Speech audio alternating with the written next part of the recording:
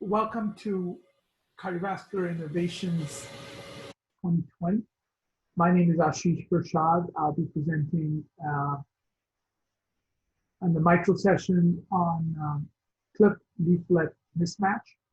I practice at Denver University Medical Center, and it's my honor to be involved as faculty for CVI 2020.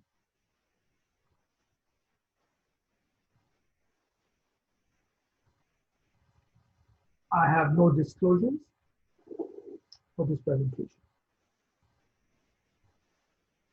So clip-leaflet mismatch is a term that's been thrown around and hasn't been well defined. But in my estimation, and I think most people would agree that we in 2020 are treating a lot of microregurgitation with the only available FDA-approved device currently, MitraClip. And 70 to 80% of the times, the device is perfect for the indication. But quite often, we are using the MitraClip as a square peg in a round hole. And by that I mean in situations where due to the unavailability of technology to keep up with pathology, which is so diverse in the mitral space, we're forced to be using a MitraClip and making it perform in situations that probably was not intended to be performing well. Examples of that would be a primary jet that is outside HFE2, typically a commercial jet on the medial side would be an example of where this would be a challenge. Multiple jets from commercial to commercial makes it extremely hard to treat with MitraClip. A small valve area limits the amount of clips that can be put in, often leaving the patient with either residual stenosis or causing a high gradient. Severely degenerative leaflets, often with wide gaps, such as in Barlow's patients. And when the leaflet has calcification in the zone of intended grasp. And all of these are set up for creating what I call clip-leaflet mismatch. So let's look at some examples. Before we do that, let's review our options in 2020 with the MitraClip.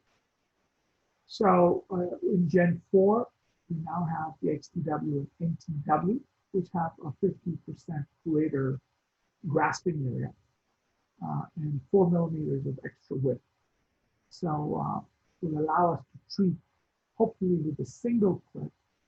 I think the XTW for degenerative mitral disease will probably become the go-to clip as long as there is good leaflet length, which is typically the case in degenerative cases, and with an adequate mitral valve area, which is also typically the case in degenerative cases where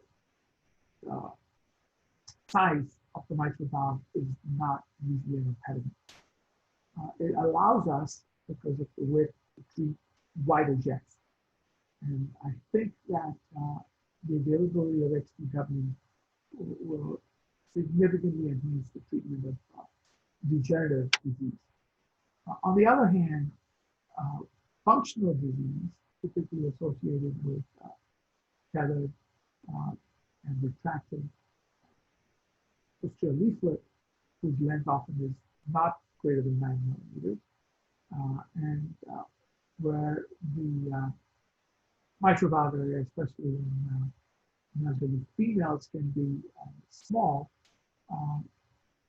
I think the NTW might be the go-to for functional microregurgitation. Again, the extra width and the greater grasping area will allow us to treat wider jets.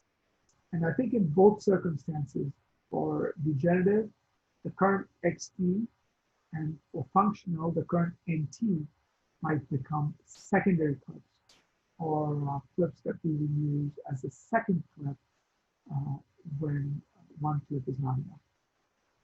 So we have a good option of situations where we would potentially consider what I would call precisely picking the type of clip for the anatomy we're treating. Currently, of course, we are limited with two options with the XT and the NT.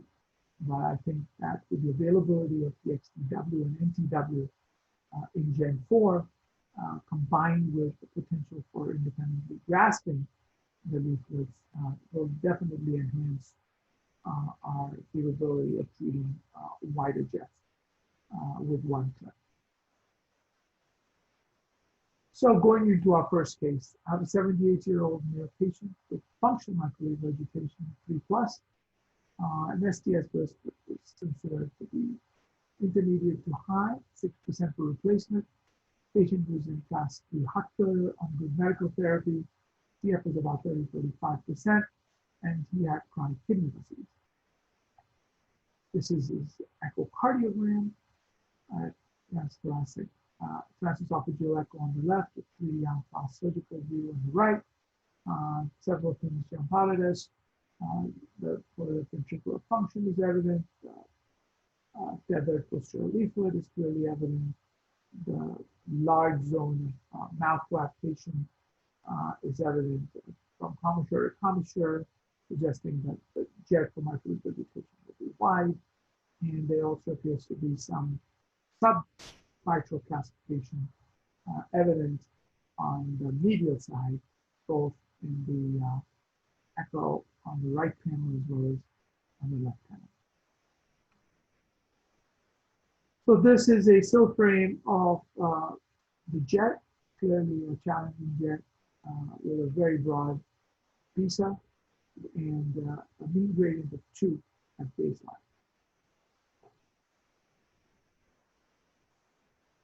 So our strategy in this case, in the absence of the availability of NTW, would have been my preferred strategy, if available, was to start with the NTR in the medial side of A2P2, and then try to isolate the jet on the lateral side, and then do what's known as the zip and clip maneuver.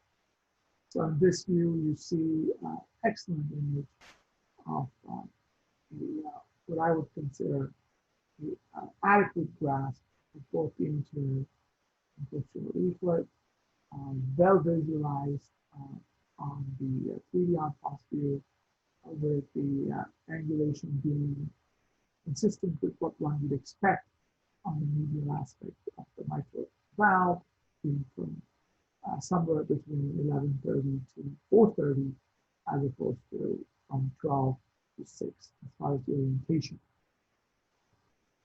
Good tissue bridge is identified, and you can see that there's absolutely no doubt about the adequacy of grasp in this situation. We then were able to, as you can see in the right panel, isolate the jet with the lateral aspect of the clip, and so we then for the second clip, a little bit more lateral to the first one, and once again, great imaging demonstrating deep bite of both the anterior and posterior leaflet, no folding of the posterior leaflet, and excellent orientation of the clip in the grasping view, and once again, a really good grasp, just parallel to the first clip.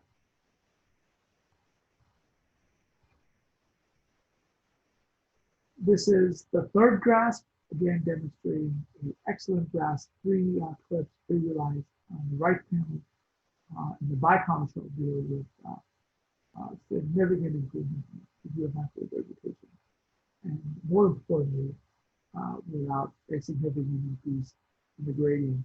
At this point, the gradient was 4. Looks quite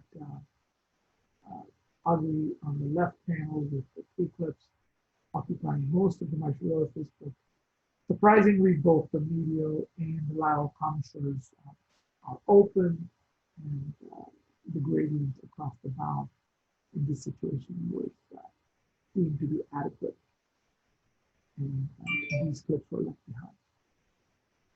Clinical outcome, the patient did remarkably well in class 3 and ambulatory class 4. He moved to class 2, with, I would say, almost a 1.5 class improvement. His diuretic dose was reduced.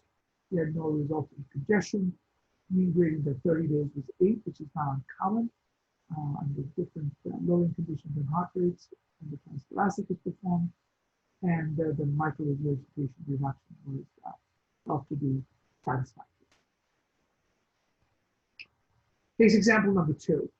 This is an 80-year-old female with prior radiation and end-stage renal disease now, with severe mitral regurgitation and class 3 for heart failure. And once again, transesophageal echo demonstrating LVOT and bicommissure views that jet is central jet, fairly wide, with small ventricular cavity, but with normal LV function.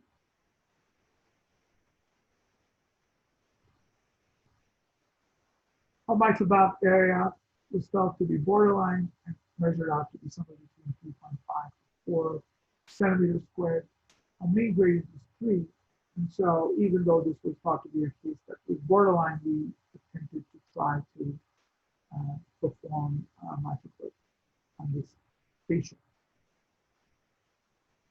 And so when we brought her in, the mitral valve area actually seemed a little bit bigger. The transgastric view, mean gradient, however, with just even a single clip, there's an NT deployed across the entire A2P2 scallop at multiple locations over different degrees of tension, resulted in gradients that were unsatisfactory. And the best gradient we had was somewhere between 7 to 9 millimeters of mercury, and hence we thought that this was not going to be a satisfactory outcome for the patient, where she would be significantly impacted with resulting mitral stenosis, and it was decided at that point to not leave the clip. Procedure was aborted. Unfortunately, she's not eligible for transcatheter mitral replacement trials because for end-stage renal disease. Then she was considered both for the Abbott and the Medtronic trials. She was not eligible for SAPIEN and MAC because she just doesn't have enough MAC. And unfortunately, at this point, due to any lack of any kind of good treatment option, unfortunately, referred to hospice. So these examples I have of both cases illustrate the challenges we currently encounter. One a functional case, and the other a mixed case, suggesting that we still have room to go with advancement of technologies to deal with what currently is now increasingly common occurrence of clip-leaflet mismatch. Thanks for your attention.